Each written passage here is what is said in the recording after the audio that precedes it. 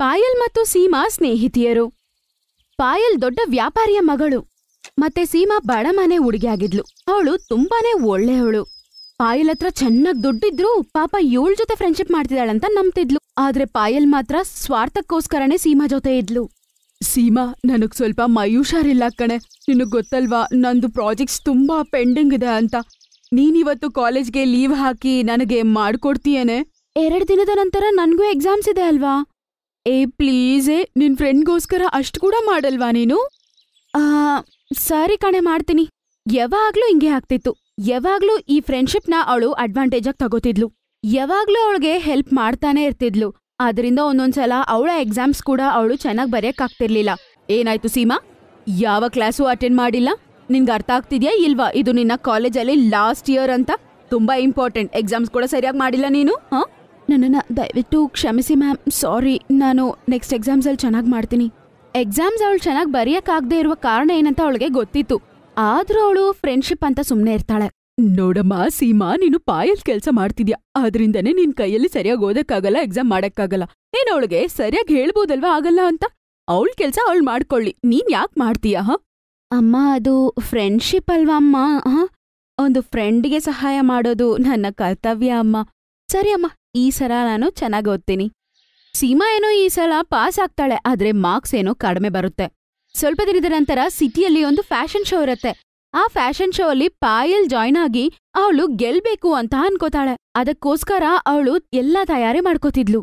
ಅಪ್ಪ, fashion show ಅಲ್ಲಿ ಯಾರ ಲೆಹಂಗಾ ಚೆನ್ನಾಗಿರುತ್ತೋ ಅವ್ರಿಗೆ ಫಸ್ಟ್ ಪ್ರೈಸ್ ಅಪ್ಪ. ಎಲ್ಲರಿಗಿಂತ ಚೆನ್ನಾಗಿರ್ಬೇಕಪ್ಪ ನನ್ನ ಲೆಹಂಗಾ. ಅಪ್ಪ, ನನ್ಗೋಸ್ಕರ ಬಂಗಾರದ ಲೆಹಂಗಾ ಮಾಡ್ಸಿ ಅಷ್ಟೇ. ಆಮೇಲೆ ನಂದೇ ಗೆಲ್ಲೋದು, ಯಾರು ಏನ್ ಮಾಡಕ್ಕಾಗಲ್ಲ. ನೀವ್ ಮಾಡ್ಸಿ ಅಪ್ಪ, ಯಾಕಂದ್ರೆ ಬಂಗಾರದ ಲೆಹಂಗಾ ಅಲ್ವಾ, ತುಂಬಾ ಚೆನ್ನಾಗಿರತ್ತಪ್ಪ. ಹಾ ಸರಿ ಅಮ್ಮ, ಸರಿ. ಏನ್ ಬೇಕೋ ಅದು ಮಾಡ್ಸೋ. ಬಂಗಾರದಲ್ಲಿ ಲೆಹಂಗಾ ಮಾಡಿಸ್ತೀರಾ? ತುಂಬಾ ಖರ್ಚಾಗುತ್ತೆ. ಹಾಗಾದ್ರೆ ಏನಾಯ್ತು ಕಣೆ, ಇನ್ನೇನಂತೂ ಮದುವೆ ಆಗಿ ಹೋಗೋದಲ್ವಾ ಅವಳು.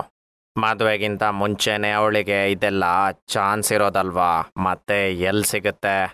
ಹೋಗಮ್ಮ, ನಿನಗೆ ಹೇಗ್ ಬೇಕೋ ಹಾಗೆ ಲೆಹಂಗಾ ಮಾಡ್ಸು, ಹೋಗು. ನಾನ್ ದುಡ್ಡು ಕೊಡ್ತೀನಿ. ಸರಿಯಪ್ಪ. ಅವ್ರು ಮಾತಾಡ್ತಿದ್ದಾಗ ಗೊತ್ತಾಗತ್ತೆ ಸೀಮಾ ಕೂಡ ಇದ್ರಲ್ಲಿ ಪಾರ್ಟಿಸಿಪೇಟ್ ಮಾಡ್ತಿದ್ದಾಳಂತ. ಅವಳು ಜೋರಾಗಿ ನಗಕ್ ಶುರು ಮಾಡ್ತಾಳೆ. ನೀನು ಈ ಕಾಂಪಿಟೇಷನ್ ಪಾರ್ಟಿಸಿಪೇಟ್ ಮಾಡ್ತೀಯ? ಇದಕ್ಕೆ ಲೆಹೆಂಗಾ ಚೆನ್ನಾಗಿರ್ಬೇಕು, ಅದನ್ನ ತಗೊಳಕ್ಕೆ ನಿನ್ನ ಹತ್ರ ದುಡ್ಡಿಲ್ಲ. ಇದೆಲ್ಲ ನಮ್ಮಂತಹ ಧನವಂತರಿಗೆ. ನೀನು ಇದನ್ನು ಬಿಡ್ಬಿಡು.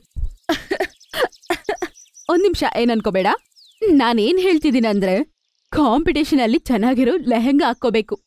ನಾನ್ ಆಲ್ರೆಡಿ ಅಪ್ಪನ್ಗೆ ಹೇಳ್ಬಿಟ್ಟಿದೀನಿ ಬಂಗಾರದ ಲೆಹೆಂಗಾ ಮಾಡ್ಸಿ ಅಂತ. ಈಗ್ಲೇ ಅರ್ಥ ಮಾಡ್ಕೋ, ನಿನ್ ಕೈಯಲ್ಲಿ ಗೆಲ್ಲಕ್ಕಾಗಲ್ಲ ಅಂತ.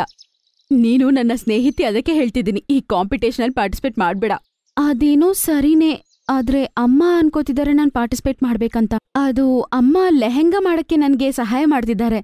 ಮನೇಲೆ ನಾವ್ ಲೆಹೆಂಗಾ ಹೊಲಿತಿದೀವಿ. ಏನು, ಮನೇಲಿ ಹೊಲಿತಿದ್ದೀರಾ? ಆಯ್ತು ಬಿಡು, ಮನೇಲಿ ಹೊಲಿಯೋ ಈ ಲೆಹೆಂಗಕ್ಕೆ ಎಂಟ್ರಿನೇ ಇಲ್ಲ. ಸರಿ, ನಾನ್ ಮನೆಗೆ ಹೋಗ್ತೀನಿ. ಸಾಯಂಕಾಲ ಬಾ, ಜ್ಯುವೆಲರಿ ತಗೊಂಡ್ ಬರಕ್ಕೆ ಹೋಗೋಣ. ಸೀಮಾಗೆ ಪಾಪ ತುಂಬಾ ಬೇಜಾರಾಗತ್ತೆ. ಬೇಜಾರಲ್ಲೇ ಮನೆಗೆ ಹೋಗ್ತಾಳೆ. ಬಂದ್ಯಾ ಸೀಮಾ? ನಾನೇನ್ ಅನ್ಕೊಂಡಿದ್ದೀನಂದ್ರೆ, ಹುಲ್ಲಲ್ಲಿ ಮಾಡಿರುವ ಲೆಹೆಂಗಾ ಈ ಫ್ಯಾಷನ್ ಶೋಲ್ ಹಾಕೊಳ್ಳೋಣ ಅಂತ. ಅದು ನೋಡಕ್ಕೆ ತುಂಬಾ ಚೆನ್ನಾಗಿರುತ್ತೆ. ಅದನ್ ತಯಾರಿ ಮಾಡಕ್ಕೆ ನಾನ್ ನಿನಗೆ ಸಹಾಯ ಮಾಡ್ತೀನಿ. ಬೇಗ ಹೋಗು, ನೀನ್ ಹೋಗಿ ತುಂಬಾ ಹುಲ್ಲನ್ನು ಕಿತ್ಕೊಂಡ್ ಬಾ. ಮತ್ತೆ ದೊಡ್ಡದು. ಏನಾಯ್ತು ಸೀಮಾ, ನಾನು ಇಷ್ಟು ಎಕ್ಸೈಟೆಡ್ ಆಗಿದ್ದೀನಿ.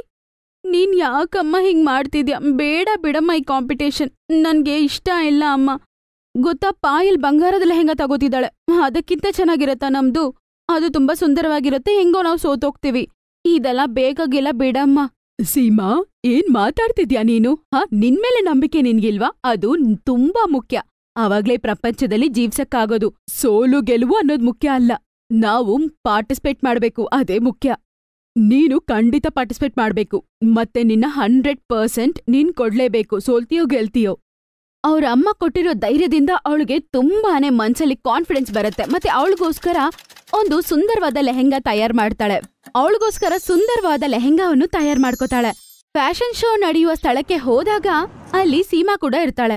ಅವಳ ಲೆಹೆಂಗಾ ತುಂಬಾ ಡಿಫ್ರೆಂಟ್ ಆಗಿರುತ್ತೆ. ಮತ್ತೆ ಅಲ್ಲಿರೋರೆಲ್ಲರೂ ನೋಡಿ ನಗ್ತಾ ಇರ್ತಾರೆ. ಸೀಮಾ, ಏನ್ ಈ ಬಟ್ಟೆ ಹಾಕೊಂಡಿದ್ಯಾ?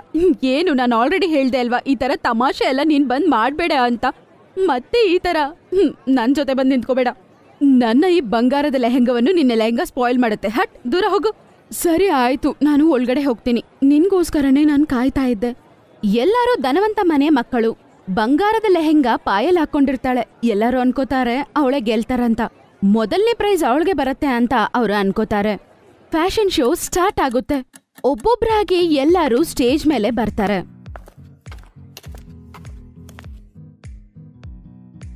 ಪಾಯಲ್ ನಂಬರ್ ಬರುತ್ತೆ, ಅವಳು ಸ್ಟೇಜ್ ಮೇಲೆ ಬರ್ತಾಳೆ. ಆಮೇಲೆ ಸೀಮನ ಬಾರಿ ಬರುತ್ತೆ. ಅವಳ ಈ ಡಿಫ್ರೆಂಟ್ ಆದ ಲೆಹೆಂಗಾ ಹಾಕೊಂಡು ಸ್ಟೇಜ್ ಮೇಲೆ ಬರ್ತಾಳೆ. ಜಡ್ಜ್ಗಳು ಅವಳ ಕ್ರಿಯೇಟಿವಿಟಿ ನೋಡಿ ಶಾಕ್ ಆಗ್ತಾರೆ. ಎಲ್ಲ ಹೆಣ್ಮಕ್ಳು ಸ್ಟೇಜ್ ಮೇಲೆ ನಿಂತಿರ್ತಾರೆ. ಸೀಮಾ ಕೂಡ ನಿಂತಿರ್ತಾಳೆ.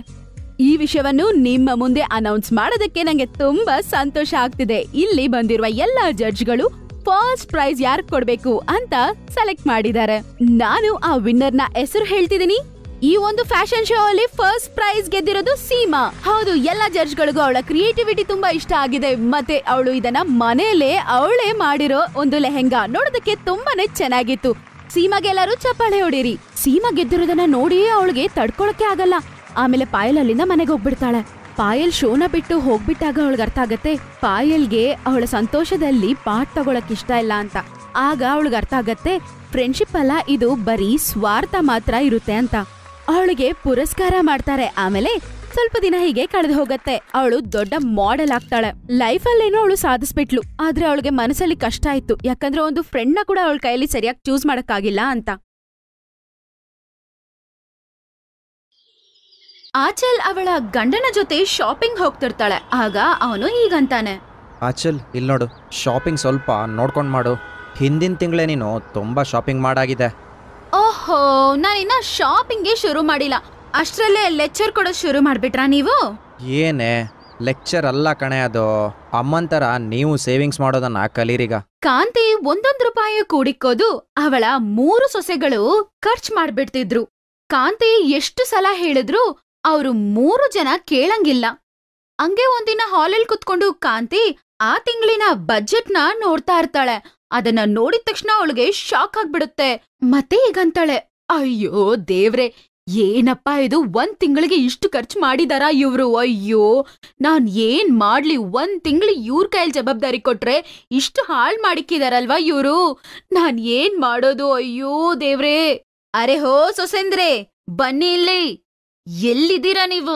ಅವ್ರ ಅತ್ತೆ ಕರೆಯೋದು ಕೇಳ್ಸಿದ ತಕ್ಷಣ ಎಲ್ಲಾರು ಅವ್ರ ರೂಮಿಂದ ಆಚೆ ಬಂದು ಅವ್ರ ಅತ್ತೆ ಹತ್ರ ಹೀಗಂತಾರೆ, ಅತ್ತೆ, ನೀವು ಟೀಗೋಸ್ಕರ ತಾನೇ ನನ್ನ ಕರೆದಿದ್ದು, ಅದಕ್ಕೆ ಟೀ ಇಟ್ಬಿಟ್ ಬಂದಿದ್ದೀನಿ.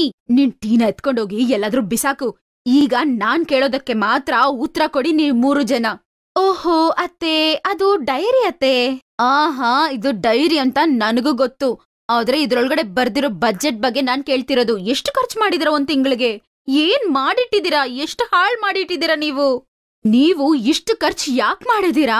ಅರೇ, ನಮ್ ಮನೆಗ್ ನೆಂಟ್ರು ಬಂದು 1-2 ತಿಂಗಳಿದ್ರು ಇಷ್ಟು ಖರ್ಚಾಗಲ್ಲ ಅಲ್ವಾ? ಏನ್ ಮಾಡಿದ್ರಂತ ಹೇಳಿ. ಅತ್ತೆ, ಈಗಿನ ಕಾಲದಲ್ಲಿ ಎಲ್ಲ ಕಾಸ್ಟ್ಲಿ ಆಗ್ಬಿಟ್ಟಿದೆ, ಅದಕ್ಕೆ ಇಷ್ಟು ಖರ್ಚು ಬರ್ತಿರೋದು. ಹಾ, ಅಕ್ಕ ಸರಿಯಾಗಿ ಹೇಳ್ತಿದ್ದಾರೆ ನೋಡಿ. ನಾನು ಒಂದ್ ಪಾರ್ಟಿಗೆ ಹೋಗ್ಬೇಕಂತ 2 ಸೀರೆ ತಗೊಂಡೆ. ಅದು 14,000 ಆಯ್ತು. ಹಾ, ಹೇಳಿದ್ರೆ ನಂಬ್ತೀರಾ ನೀವು?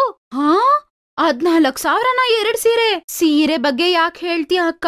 ನಾನ್ ನೆನೆ ಒಂದ್ ಪಾರ್ಲರ್ಗೆ ಹೋಗಿದ್ದೆ. ಏನೂ ಇಲ್ಲ, ಫೇಶಿಯಲ್ ಮತ್ತೆ ವ್ಯಾಕ್ಸಿಂಗ್ ಮಾಡ್ದೆ, ಅದಕ್ಕೆ 7,000. 7,000ನಾ? ಹಾ ಅತ್ತೆ, 2,000 ಅಪಾಯಿಂಟ್ಮೆಂಟ್ ಫೀಸ್ಗೆ ಕಟ್ಬೇಕಾಗಿತ್ತು. ಅದು ಕಾಸ್ಟ್ಲಿ ಪಾರ್ಲರ್ ಅಲ್ವಾ, ಅದಕ್ಕೆ. ಇಷ್ಟು ಸುಲಭವಾಗಿ ಆ ಪಾರ್ಲರಲ್ಲೋಗಿ ಅಷ್ಟು ದುಡ್ಡನ್ನ ಇಟ್ ಬಂದಿದ್ಯಾ ಅಲ್ವಾ? ಈಗ ಗೊತ್ತಾಗ್ತಿದೆ 1 ತಿಂಗಳಿಗೆ ಇಷ್ಟ ಯಾಕೆ ಖರ್ಚು ಬಂದಿದೆ ಅಂತ. ಇಷ್ಟು ಯಾಕೆ ಖರ್ಚು ಮಾಡ್ತಿದ್ದೀರಾ ನೀವು 3 ಜನ? ಅತ್ತೆ, ಇದೆಲ್ಲ ಬೇಕಾಗಿರೋ ಖರ್ಚು ತಾನೇ, ನಾವೇನು ಫಾಲ್ತು ಖರ್ಚುಗಳು ಮಾಡಿಲ್ಲ. ನೀವ್ ಯಾಕಿಂಗ್ ಮಾತಾಡ್ತಿದ್ದೀರಾ? ಹಾ, 3 ಜನ ಇದ್ರೆ ಅಷ್ಟಾದ್ರೂ ಆಗತ್ತೆ. ಖರ್ಚು ಮಾಡ್ತಿರೋದು ನೀವು 3 ಜನ. ನಂಬರ್ 1 ಖರ್ಚು ಮಾಡೋ ಸೊಸೆಗಳಾಗ್ಬಿಟ್ಟಿದೀರಾ. ಯಾಕೆ ಇಲ್ಲಿ ನಿಂತ್ಕೊಂಡ್ ನನ್ ಮುಖ ನೋಡ್ತಿದ್ದೀರಾ? ನನ್ ಮುಂದೆಯಿಂದ ಇವಾಗ ಹೋಗ್ಬಿಡಿ. ಅಯ್ಯೋ, ನನ್ಗೆ ಟೆನ್ಷನ್ ಇಂದ ತಲೆನೋವೇ ಬರ್ತಾ ಇದಪ್ಪ. ಆದ್ರೆ ಅಚ್ಚಿ, ಮಸಾಲಾ ಟೀ ತಗೊಂಬರ್ಲಾ? ಫಸ್ಟ್ ನೀನು ತಲೆನೋವ್ಗೆ ಮದ್ದು ತಗೊಂಬ, ಆಮೇಲೆ ಕೊಡು ಟೀ. ಸರಿ ಅತ್ತೆ, ಈಗ್ಲೇ ತರ್ತೀನಿ. ಕಾಂತಿ ತಲೆ ಮೇಲೆ ಕೈ ಇಟ್ಕೊಂಡ್ ಕುತ್ಕೊಂಡ್ಬಿಡ್ತಾರೆ. ಹೇಳ್ತಾರಲ್ವಾ, ಮನೆಯಲ್ಲಿ ಖರ್ಚು ಮಾಡೋರ್ ಒಬ್ರಿದ್ರೆ ಸಾಕು, ಮನೆ ಬಜೆಟ್ ಎಲ್ಲ ಎಗ್ರೋಗ್ಬಿಡತ್ತೆ ಅಂತ. ಆದ್ರೆ ಈ ಮನೇಲಿ ಪಾಪ 3 ಜನ ಇದ್ದಾರೆ. ಅದ್ರಿಂದ ಇವಳಿಗೆ ತಲೆನೋವು. ಒಂದಿನ ಕಾಂತಿ ಮಗ ಪ್ರಭಾತ್ ಕಾಂತಿ ಹತ್ರ ಹೀಗಂತಾನೆ, ಅಮ್ಮ, ನಾನ್ ಕಾರ್ಪೆಂಟರ್ನ ಕರ್ದಾಗಿದೆ. ಬೆಡ್ ರಿಪೇರಿ ಮಾಡಕ್ 1-2 ದಿನದಲ್ಲಿ ಬರ್ತಾನೆ. ಆದ್ರೆ ಅಮ್ಮ, ಆ ಹಳೆ ಬೆಡ್ ಮೇಲೆ ಯಾಕೆ ದುಡ್ಡು ಖರ್ಚು ಮಾಡ್ತೀಯ ನೀನು? ನಾನ್ ನಿಮಗೆ ಹೊಸ ಬೆಡ್ ಅನ್ನು ತೆಗ್ಸ್ಕೊಡ್ತೀನಿ. ಅರೆ ಮಗು, ಸ್ವಲ್ಪ ದುಡ್ಡು ಹಾಕಿ ಅದನ್ ರಿಪೇರಿ ಮಾಡ್ಸೋ, ಅದ್ ಸಾಕು, ಹೊಸದೆಲ್ಲ ಏನ್ ಬೇಕಾಗಿಲ್ಲ. ಏನು ಅಂದ್ರೆ ಕಾರ್ಪೆಂಟರ್ ಬಂದಾಗ ನನ್ನ ಓಲ್ಡ್ ಡ್ರೆಸ್ಸಿಂಗ್ ಟೇಬಲ್ ನ ಬದಲಾಯಿಸ್ಬೇಡಿ, ಹೊಸಾದ್ ಬೇಕು. ಹಂಗೆ ಅದ್ರಲ್ಲಿ ಒಂದು ಸೂಪರ್ ಆದ ಜ್ಯುವೆಲರಿ ಬಾಕ್ಸ್ ಬೇಕು ರೀ ನನ್ಗೆ. ನನ್ ಬಳೆ ಎಲ್ಲ ಅಲ್ಲೂ ಇಲ್ಲೂ ಬಿದ್ದಿರ್ತಾರೆ. ಅರೆ ವಾ ಅಕ್ಕ, ಇದು ಸಖತ್ ಐಡಿಯಾ ಕಡೆ. ನನಗೂ ಒಂದು ಜ್ಯುವೆಲರಿ ಬಾಕ್ಸ್ ಬೇಕು. ಮತ್ತೆ ನನ್ ಜ್ಯುವೆಲರಿ ಬಾಕ್ಸ್ ಸ್ವಲ್ಪ ದೊಡ್ಡದಾಗಿರ್ಲಿ. ಓಕೆ, ಕಾಸ್ನ ಸೇವ್ ಮಾಡೋದಕ್ಕೆ ಮನೇಲಿರುವ ಹಳೆ ಮಂಚನ ರಿಪೇರ್ ಮಾಡ್ಸೋಣ ಅಂತ ನಾನ್ ಅನ್ಕೋತಾ ಇದ್ರೆ, ನೀವ್ ಬಂದಿಲ್ಲಿ ಇನ್ನು ಫಾಲ್ತು ಖರ್ಚುಗಳು ಮಾಡ್ತಿದ್ದೀರಾ? ಅಯ್ಯೋ ಯಾಕತ್ತೆ, ಯಾವಾಗ ಹೇಳಿದ್ರು ಖರ್ಚೆ ಖರ್ಚೆ ಖರ್ಚೆ ಅಂತಿರ್ತೀರಾ. 2 ವುಡನ್ ಬಾಕ್ಸ್ ಮಾಡೋದಕ್ಕೆ ಎಷ್ಟಾಗ್ಬಿಡುತ್ತೆ? ಇವಾಗ ಸಾಕು, ಬಾಯಿ ಮುಚ್ಕೊಳ್ಳಿ. ನೀವ್ ಹೋಗಿ ನಿಮ್ಮಿಬ್ಬರ ಕೆಲ್ಸ ನೋಡ್ಕೊಳ್ಳಿ ಅಷ್ಟೇ. ನನ್ ಮಂಚ ಯಾವ್ದು ರಿಪೇರ್ ಮಾಡ್ಸೋದಿಲ್ಲ, ನಾನು ಕೆಳ್ಗಡೆನೆ ಮಲ್ಕೋತೀನಿ. ಆದ್ರೆ ಯಾವ ಕಾರ್ಪೆಂಟ್ರು ಮನೆಯೊಳಗಡೆ ಬರಕ್ ಬಿಡೋದಿಲ್ಲ. ಅಲ್ಪ ಸ್ವಲ್ಪ ಏನಾದ್ರು ಖರ್ಚು ಮಾಡೋಣ ಅನ್ಕೊಂಡೆ, ಇವಾಗ ನಿಮ್ಮಿಂದ ಏನು ಮಾಡೋದಿಲ್ಲ ನಾನು, ಅಷ್ಟೇ.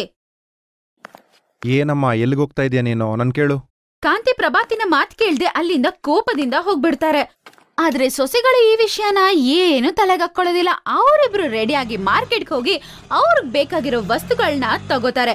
ಅದನ್ ನೋಡಿ ಕಾಂತಿಗೆ ಇನ್ನ ತಲೆನೋವು ಬರುತ್ತೆ. ಒಂದಿನ ಸಾಯಂಕಾಲ ಕಾಂತಿ ಪಾರ್ಕಲ್ಲಿ ವಾಕಿಂಗ್ಗೆ ಹೋಗಿರ್ತಾರೆ. ಆಗ ಎಲ್ಲಾರು ಹಾಲಲ್ಲಿ ಕೂತ್ಕೊಂಡು ಟೀ ಕುಡ್ಕೋತಾ ಮಾತಾಡ್ತಾ ಇರ್ತಾರೆ. ಸಂಡೇ ಸ್ಪೆಷಲ್ ಏನ್ ಮಾಡ್ತಿದ್ದೀರಕ್ಕ? ಆಲೂ ಪರೋಟ, ಮೇಥಿ ಪರೋಟ, ಬೂಂದಿ ಮತ್ತು ರಾಯ್ತ. ಅರೆ, ಈ ಬಟಾಟೆಗಳು ಬೇಡ ಕಣೆ, ಅದರಿಂದ ಗ್ಯಾಸ್ ಆಗುತ್ತೆ. ನಂಗೂ ಬೇಡ ಅದು. ಅರೆ ಅಣ್ಣ, ಅದನ್ ಬಿಟ್ರೆ ಬೇರೆ ಏನ್ ಮಾಡೋದು? ಮನೆಯಲ್ಲಿ ಬೇರೆ ಏನೂ ಇಲ್ಲ. ತರಕಾರಿ ಅಂಗಡಿನೂ ಮುಚ್ಚಿರ್ತಾರೆ, ಇವತ್ತು ಸಂಡೇ ಅಲ್ವಾ? ಅಣ್ಣ, ಹಾಗಾದ್ರೆ ಹೊರಗಡೆಯಿಂದ ಊಟ ತರ್ಸೋಣ. ಒಂದಿನ ಹೊರಗಡೆ ಊಟ ಮಾಡಿದ್ರೆ ಏನಾಗುತ್ತೆ? ಸರಿ, ಹಾಗಾದ್ರೆ ಇವತ್ತು ಹೊರಗಡೆಯಿಂದ ತರೋಣ. ಸರಿಯಾಗಿ ಹೇಳಿದ್ರಿ. ರಿತು, ಆರ್ಡರ್ ಕೊಡಮ್ಮ ನೀನು, ನಾನ್ ಫ್ರೆಶ್ ಆಗಿ ಬರ್ತೀನಿ. ಆಮೇಲೆ ರಿತು ಎಲ್ಲಾರಿಗೂ ಅವಳ ಫೋನಿಂದ ಫುಡ್ ನ ಆರ್ಡರ್ ಮಾಡ್ತಾಳೆ. ಸ್ವಲ್ಪತ್ತಲ್ಲೇ ಡೆಲಿವರಿ ಬಾಯ್ ಊಟ ತಗೊಂಡು ಬಂದ್ಬಿಡ್ತಾನೆ.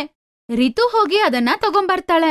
ರಿತು ಫುಡ್ ನ ಟೇಬಲ್ ಮೇಲೆ ಇಡ್ತಾಳೋ ಇಲ್ವೋ. ಅರೆ ಏನಕ್ಕ ಇದು, ನಮ್ಮೆಲ್ಲರಿಗೂ ಪಿಜ್ಜಾ ಆರ್ಡರ್ ಮಾಡಿದ್ಯಾ? ನನ್ಗೆ ಪಿಜ್ಜಾ ಅಂದ್ರೆ ಇಷ್ಟ ಅಲ್ಲ ಅಂತ ನಿಂಗ್ ಗೊತ್ತಿಲ್ವಾ? ಅರೆ ಹೌದು ರಿತು, ಇವಾಗ ಅತ್ತೆನೂ ತಿನ್ನಲ್ಲ. ಅರೆ ನನ್ಗಿಷ್ಟ ಆಗಿದ್ದು ನಾನ್ ಆರ್ಡರ್ ಮಾಡ್ಕೊಂಡೆ, ನಿಮ್ಗಿಷ್ಟ ಆಗಿದ್ದು ನೀವ್ ಆರ್ಡರ್ ಮಾಡ್ಕೊಳ್ಳಿ ಅಷ್ಟೇ. ಸ್ವಲ್ಪತ್ತಾದ್ಮೇಲೆ ಕಾಂತಿ ಅವರ ರೂಮ್ ಇಂದ ಆಚೆ ಬಂದು ನೋಡ್ತಾರೆ. ಏನ್ರೇ, ಯಾರ್ರೇ ಆರ್ಡರ್ ಮಾಡಿದಿದ್ದು? ಅದು ಅತ್ತೆ, ಇವತ್ತು ಆಚೆ ಫುಡ್ ತಗೊಂಡ್ ತಿನ್ನೋಣ ಅಂತ ಅನ್ಸಿತ್ತು, ಅದಕ್ಕೆ ಆರ್ಡರ್ ಮಾಡಿದ್ವಿ. ನಿಮ್ಗೋಸ್ಕರ ಶಾಯಿ ಪನ್ನೀರ್, ರೈತಾ ಮತ್ತೆ ಪರೋಟ ಆರ್ಡರ್ ಮಾಡಿದೀವಿ. ಮತ್ತೆ ಇದಕ್ಕೆಲ್ಲ ಎಷ್ಟ್ ಖರ್ಚು ಮಾಡಿದ್ರೇನು? ಅದೊಂದು 10,000 ಆಗಿರುತ್ತೆ. ಒಂದೊತ್ತು ಊಟ 10,000ನಾ? ಅದೇ ಕಾಸ್ಟ್ಲಿ ಹೋಟ್ಲಿಂದ ಆರ್ಡರ್ ಮಾಡಿದ್ವಲ್ವಾ, ಅದಕ್ಕೆ. 10,000ಕ್ಕೆ ರೇಷನ್ ತಗೊಂಬಂದ್ ಹಾಕಿದ್ರೆ 1 ತಿಂಗಳು ತಿನ್ಬೋದಾಗಿತ್ತು. ಅಷ್ಟು ಆರ್ಡರ್ ಮಾಡಿ ಬೇರೆ ಇಷ್ಟು ವೇಸ್ಟ್ ಮಾಡಿದೀರಾ. ನಿಮ್ಗೇನಾದ್ರೂ ಬುದ್ಧಿ ಇದೆಯಾ ಇಲ್ವಾ? ಅತ್ತೆ, ಅದು ಇಷ್ಟು ತಿನ್ನಕ್ಕಾಗಿದ್ದಲ್ವಾ? ಹೊಟ್ಟೆ ತುಂಬ್ಮೇಲೆ ತಿಂದ್ರೆ ನಮ್ಮ ಹೆಲ್ತ್ ಹಾಳಾಗುತ್ತೆ. ಹಾಗಾದ್ರೆ ಫ್ರಿಜ್ಜಲ್ಲಿ ಇಡಿ. ಆದ್ರೆ ಅತ್ತೆ, ಅದು ಫ್ರಿಜ್ಜಲ್ಲಿ ಇಟ್ಟು ತಿನ್ನಕ್ಕಾಗೋದಿಲ್ಲ, ಚೆನ್ನಾಗಿರಲ್ಲ. ಆಚೆ ತಂದಿದ್ ಫುಡ್ ಸ್ವಲ್ಪನೇ ತಿನ್ನಕ್ಕಾಗೋದು. ಮತ್ತೆ ಈ ಫುಡ್ ನ ಎಲ್ಲ ಡಸ್ಟ್ಬಿನ್ಗೆ ಹಾಕ್ಬೇಕಷ್ಟೇ. ಬುದ್ಧಿ ಹಾಳಾದವಳೆ, ಅದು ಊಟ ಅಲ್ಲ, ನಿನ್ನ ಗಂಡ ಕಷ್ಟಪಟ್ಟು ಸಂಪಾದನೆ ಮಾಡಿರುವ ದುಡ್ಡು. ಅದನ್ನ ಡಸ್ಟ್ಬಿನ್ಗೆ ಹಾಕ್ತೀಯ ನೀನು? ನೀವ್ 3 ಜನ ದುಡ್ನ ಸೇವ್ ಮಾಡೋ ಮೂಡ್ಗೆ ಬಂದಿಲ್ಲ ಅಂತ ಅನ್ಕೊಳ್ಳಿ, ಮತ್ತೆ ತುಂಬಾ ಬೇಗ ನಾವ್ ಎಲ್ಲರೂ ರೋಡ್ಗೆ ಬೀಳ್ಬೇಕಾಗತ್ತೆ, ನೋಟ್ ಮಾಡ್ಕೊಳ್ಳಿ. ಅತ್ತೆ, ನಾವೇನು ನಿಮ್ ದುಡ್ಡಲ್ಲಿ ತಗೊಂಡಿಲ್ಲ ಅಲ್ವಾ? ಯಾಕತ್ತೆ ಯಾವಾಗ್ಲೂ ಹಿಂಗ್ ಬೈತಾನೆ ಇರ್ತೀರಾ? ಆದ್ರೆ ಇದೇ ತಿಂಡಿನೇ ಇನ್ನು ಸ್ವಲ್ಪ ಕಡಿಮೆ ದುಡ್ಡಿಗೂ ಸಿಗತ್ತೆ, ಕ್ವಾಲಿಟಿನೂ ಇರುತ್ತೆ. ಅದನ್ ತಗೊಂಡ್ ತಿನ್ಬೇಕಾಗಿತ್ತು ಇಷ್ಟು ವೇಸ್ಟ್ ಮಾಡೋ ಬದ್ಲು. ದುಡ್ಡು ವ್ಯಾಲ್ಯೂ ಗೊತ್ತಿದ್ಯಾ ನಿಮ್ಗೆ? ವ್ಯಾಲ್ಯೂ ಗೊತ್ತಿದ್ರೆ ಸೇವ್ ಮಾಡ್ತಿರ್ತೀರಾ. ನಿಮ್ಗೆ ಗೊತ್ತಿಲ್ಲ, ಮತ್ತೆ ನೀವೇ ಕಷ್ಟ ಪಡ್ತೀರಾ ನೋಡಿ. ಆದ್ರೆ ಕಾಂತಿ ಸೊಸೆಗಳು ಅವ್ರು ಹೇಳೋದ್ ಕೇಳೋದಕ್ಕೆ ರೆಡಿನೇ ಇಲ್ಲ.